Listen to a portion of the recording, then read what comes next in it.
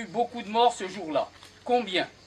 Environ 700 d'après les archives françaises auxquelles a pu avoir accès l'historien Jean-Jacques Jordi dans son livre Un silence d'État. Mais sans aucun doute beaucoup plus, au moins 2 fois plus à mon avis. L'ouverture des archives algériennes, celles de l'ALN, du FLN, les registres de l'hôpital d'Oran et des cimetières, l'ouverture des charniers, dont certains sont parfaitement localisés, le démontreront.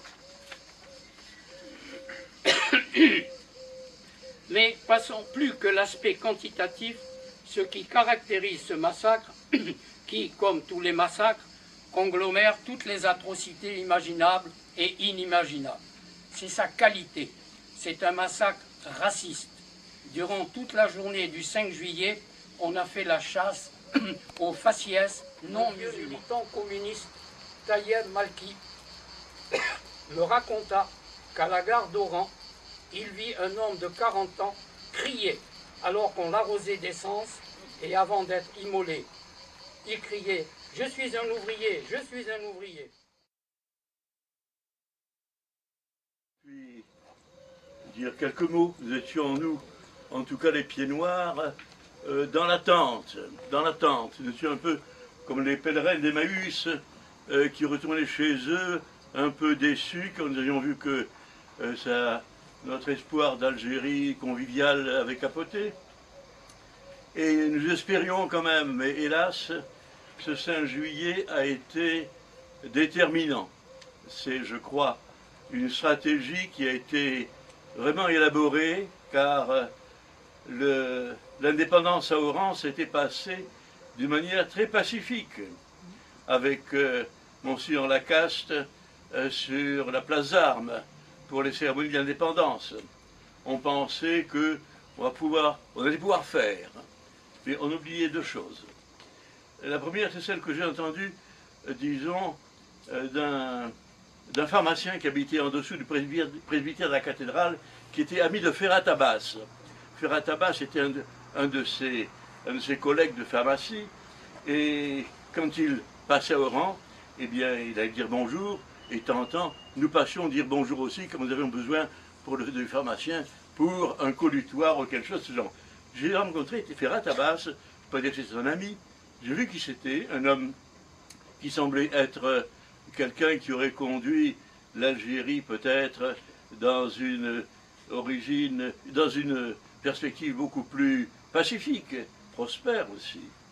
Et ce Ferhat Abbas avait écrit 2 choses. Il avait écrit « J'ai cherché partout dans l'histoire la nation algérienne. Je n'en ai trouvé jamais de traces. » Et une autre chose, il avait dit « Tous ceux qui s'algérianisent, nous ne disions pas algérianisent, car l'Algérie, c'est nous, une création française, tous ceux qui s'arabisent, pour ainsi dire, tombent en ruine. » Et par conséquent, c'était une sorte de prophétie, car ceux qui sont allés à Oran depuis ont vu combien toute cette belle ville que vous avez présentée comme la deuxième ville d'Algérie était vraiment une ville lépreuse, une ville aux façades qui s'écroulent, quelquefois des quartiers, des maisons, des pans de maisons qui s'écroulent entières, spécialement dans le quartier de la Marine.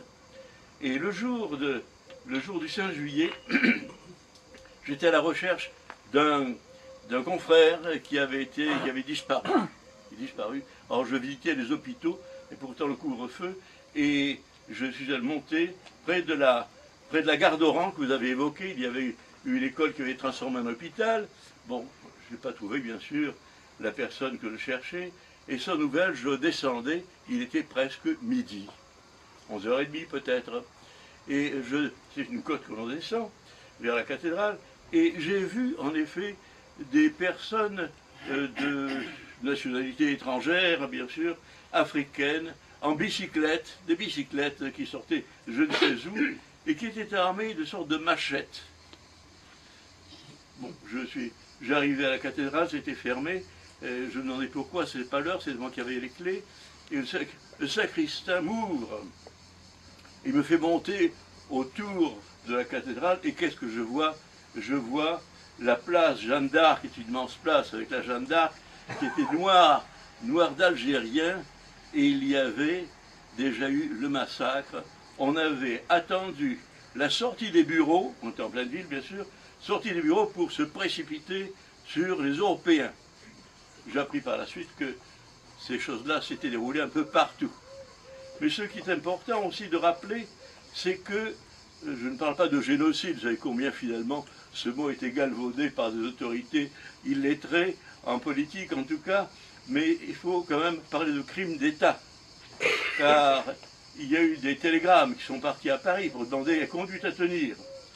Et Paris a demandé que l'armée reste consignée dans ces quartiers. Autrement dit, libre champ au carnage. Inutile de vous dire que les Européens ne sont pas restés longtemps dehors. Ils sont tous réfugiés dans des couloirs d'immeubles, dans des maisons qui n'étaient pas leurs, on leur a ouvert les portes, bien sûr. On a vu le résultat. Vous avez parlé de 700 personnes, c'est un chiffre qui, pour la presse de l'époque, semblait, disons, bienveillant. Moi, j'ai lu que dans la presse française, on parlait de, métropolitaine, on parlait de 300 morts. 300 morts. Bon, inutile de vous dire que c'est quelque chose qui a été accru par la suite. On a vu qu'il n'y avait pas 300 morts, il y avait plusieurs milliers. À la fin des enquêtes, des gens qui ont fouillé un peu partout, on s'est résigné à dire 3000. Il paraît qu'il y en a eu 5000. Vous avez parlé du petit lac qui était le lac salé, le petit lac salé, qui était impraticable d'ailleurs, c'était des sables mouvants pour ainsi dire, près de la Sénia, qui est l'aéroport d'Oran, à 5 km. Tout a été balancé dans ce petit lac. Et actuellement, quand je suis allé à Oran plusieurs reprises, on a essayé de voir si on pouvait approcher de cet endroit. Inutile de vous dire que ce n'était pas possible. Tout a été comblé. Autrement dit, plus de recherche possible. Plus de recherche possible. Et nous sommes ici pour, même si nous sommes un petit nombre, mais nous sommes la flamme qui veille pour rappeler finalement que la France métropolitaine a une dette envers nous. Nous ne sommes pas uniquement des mendiants, nous ne sommes pas des gens qui ont cherché la migration pour le plaisir et que le plaisir, disons, de la vie facile. Nous sommes venus ici poussés par la nuit. Pour ceux qui sont morts aujourd'hui, vous avez déposé toutes ces gerbes. Vous serez heureux d'avoir évidemment des roses de Blida, mais où sont les roses de Blida? Le pays dans un tel état que lorsqu'on y va, c'est pour aller uniquement sur les cimetières. Et que sont devenus nos cimetières? Vandalisés, pillés, et c'est devenu finalement des champs communs. Nous avons demandé au Seigneur de prendre en charge toutes ces misères. Nous sommes sortis vivants de l'épreuve, tant de gens qui ont péri, comme ça, sans personne qui s'occupe d'eux, avec les corps jetés n'importe où, quelquefois donnés en pâture à des animaux, avec toutes ces femmes quelquefois qui étaient enceintes, qui étaient éventrées. On a demandé au Seigneur de les prendre en pitié en disant notre prière. Au nom du Père et du Fils et du Saint-Esprit, Amen. Notre Père qui es aux cieux, que ton nom soit sanctifié, que ton règne vienne, que ta volonté soit faite sur la terre comme au ciel. Donne-nous aujourd'hui notre pain de ce jour. Pardonne-nous nos offenses, comme nous pardonnons aussi à ceux qui nous ont offensés. Et ne nous soumets pas à la tentation, mais délivre-nous du mal. Amen. Des profondeurs, je crie vers toi, Seigneur. Seigneur, écoute mon appel. Que ton oreille se fasse attentive au cri de ma prière. Je mets mon espoir dans le Seigneur. Je suis sûr de sa parole. Si tu retiens nos fautes, Seigneur, Seigneur, qui donc subsistera? Mais près de toi se trouve le pardon, pour que l'homme espère. Je mets mon espoir dans le Seigneur, je suis sûr de sa parole. Oui, près du Seigneur est l'amour. près de lui abonde la miséricorde, c'est lui qui rachète mon âme de toutes ses fautes. Je mets mon espoir dans le Seigneur, je suis sûr de sa parole. Et que par la miséricorde de Dieu, les âmes de tous nos fidèles défunts reposent en paix. Le génocide du 5 juillet 1962, qui, rappelons-le, fit plus de 2000 victimes parmi la population civile européenne, que De Gaulle prit sa décision de faire fusiller le lieutenant Roger Deguerre, qui, fidèle à son engagement, la mort plutôt que le déshonneur, avait justifié son action dans l'OAS par ces mots: « Mon serment, je l'ai fait sur le cercueil du colonel Jean-Pierre. Plutôt mourir, mon colonel, que de laisser l'Algérie aux mains du FLN. Je vous jure, je vous le jure. » Voici ce résumé de sa courte vie. Roger Hercule Gustave Delguerre est né le 19 mai 1925 à Louvroy, dans le Nord, de parents français. En mai 1940, lors de l'offensive allemande, la famille Deguerre est évacuée vers les Pyrénées-Orientales. En 1943, il remonte vers le nord, participe à la résistance, guidé par l'abbé Charles de Bécaud, aux côtés des FTP de Roger Panequin et le commandant Marc, des FTP du Pas-de-Calais. 28 septembre 1944, Roger Deguerre s'engage dans la 10e division d'infanterie motorisée et participe à la réduction proche de Colmar, janvier 1945. 20 septembre 1945,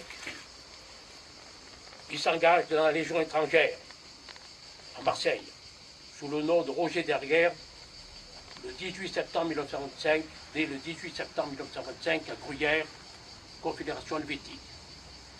En 1955, par décision ministérielle, il reprend sa nationalité française. Après un an de service, il est nommé maréchal des logis. 2 ans plus tard, il est nommé maréchal des logis chef. Le 21 janvier 1960, lors d'un accrochage du delta de Mékong, Roger Deguerre va chercher sous le feu des Viettes le capitaine Biguerre et le sous-lieutenant Bouta. Il est décoré de la médaille militaire après des fins combats d'Indochine, dont il revient avec des palmes.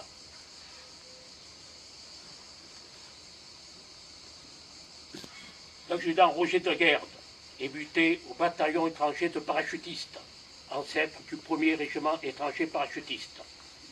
Il sert sous les ordres du colonel Brottier, puis Jean-Pierre. Il est à Suez en novembre 1956, participe à la bataille d'Alger en 1957 et en janvier 1958, il est nommé sous-lieutenant au feu à Guelba et participe à la bataille des frontières dans l'Est constantinois. Le 16 septembre 1958, déjà titulaire de la Croix-Valeur militaire avec Palme, il est promu chevalier de la Légion d'honneur. Le 22 avril 1961, pendant le putsch, dans une perspective révolutionnaire, il est prêt à liquider le général Gambier et le délégué général Morin. Le colonel Godard s'y refuse. Lorsque l'OAS s'organise, Roger Deguerre, chef de bureau action opérationnelle, tient son rôle prépondément de larron, sous les ordres du commando, sous ses ordres, les commandos Delta affrontent victorieusement les barbouzes des polices parallèles. Il donne à l'OAS d'Alger tout son poids et son influence. Il tient le serment qui lui est dit et que d'autres ont aussi fait. Faites bien attention. Vous affirmez que rien ne vous empêchera de garder l'Algérie à la France. J'ai prêté ce serment avec vous, mais sachez bien, en ce qui vous concerne, il sera respecté jusqu'au bout. Le 7 avril 1962, Deguerre est arrêté à Alger par les gardes mobiles devant un immeuble du boulevard Télémy. Le 28 juin 1962, il est condamné à mort par la cour militaire un procès joué d'avance. Le 6 juillet 1962, il est assassiné au fort d'Ivry dans des conditions atroces. Une seule balle tirée du peloton l'a touché. Quelques jours après la proclamation de l'indépendance de l'Algérie. Le 6 juillet 62, à 3h50, le supplice de Delta. 2h55, 15 motards encadrant le fourgon de Roger Delaguerre quittent la prison de Fresnes. Une quinzaine d'autres motos suivent le véhicule de la police politique. Et 15 autres voitures franchissent le... Bon, c'est suivant, là il m'a marqué le convoi complet, on va passer. Delaguerre a revêtu sa tenue d'officier parachutiste, coiffé avec son béret vert du premier rep. Je vous demande de dire, mes camarades officiers, que je suis fier de mourir pour avoir tenu le serment que tout officier combattant est prêt à prêter au moins une fois, de jamais livrer l'Algérie au FLN. Dites aux généraux Salan et Jouot que je suis fier d'avoir servi sous leur ordre. Puis, se tournant vers le général Pierre Tauffer, qui, le 28 juin, avait ruggi contre lui la mort, la peine de mort, il dit tout simplement « Je ne vous garde pas rancune, mais je vous plains ». À 3h45, le convoi arrive au fort d'Ivry. Le peloton d'exécution, formé de 12 soldats en treillis, attend l'arme au pied. Le condamné refuse qu'on lui bande les yeux. Il serre sur son cœur un drapeau tricolore. Au moment où le met en joue, il crie « Vive la France !» et entonne la Marseillaise. Dans sa poche de sa véreuse, il avait la photo d'un petit garçon, son fils Philippe, un petit garçon qu'il n'a jamais vu. En ce jour de Sainte-Lucie, il est 3h56. Plus tard, à 5h, son avocat, M. Tixier-Ménancourt, fait la déclaration suivante. Aussitôt après le feu du peloton, le coup de grâce est donné. Je me suis rapproché du poteau et me suis aperçu que Delaguerre respirait profondément. C'est à ce moment-là qu'un deuxième coup de grâce fut donné par l'adjudant qui s'approcha de nouveau. Delaguerre respirait encore et souffrait énormément. Un médecin avait enfin qu'il fallait attendre encore 7 minutes. Chaque fois, les 3 coups retentirent. On dut aller chercher un autre revolver. Et ce n'est que 11 minutes après la sape du peloton que le coup de grâce définitif lui est donné. Je ne ferai pas d'autres commentaires, sinon que l'armée française tire bien. Du peloton Delaguerre n'a pu être atteint qu'une seule balle. Je n'ai plus rien à dire. Des visages, mais ses yeux plus durs que l'acier fixent déjà une autre image. Il ne voit pas ses meurtriers.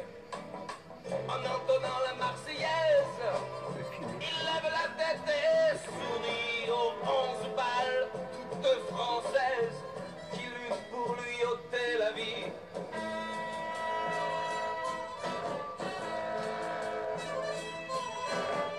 Il meurt au 6e coup de grâce, et observant ce corps cassé, le procureur au teint de glace entend la voix lui murmurer. Je ne vous garde pas rancune, je vous plains. La cour militaire d'injustice, le 6 juillet 62, a donné ordre à sa milice d'assassiner ce valeureux. Et nous les Africains qui revenons de loin, nous venons des colonies pour défendre Paris. Nous avons laissé la femme en bourgeoisie, et nous avons au cœur une invincible ardeur, car nous voulons porter aux rivières le beau drapeau de notre France entière. Et si quelqu'un venait à y toucher, nous serions là pour mourir à ses pieds par les tambours, à nos amours, pour le pays, pour la patrie, pour vivre au loin, c'est nous les Africains. Pour le salut de notre vie, nous combattons pour les propos, la fin, la mort nous font sourire. Quand nous luttons pour nos amours, c'est nous les Africains qui revenons de loin, nous dans des colonies pour défendre le pays. Nous avons laissé là-bas nos parents, nos amis, et nous avons au cœur une invincible ardeur, car nous voulons porter haut et fier le beau drapeau de notre France entière. Et si quelqu'un venait à y toucher, nous serions là pour mourir à ses pieds par les tambours, à nos amours, pour le pays, pour la patrie, pour vivre au loin, c'est nous les Africains.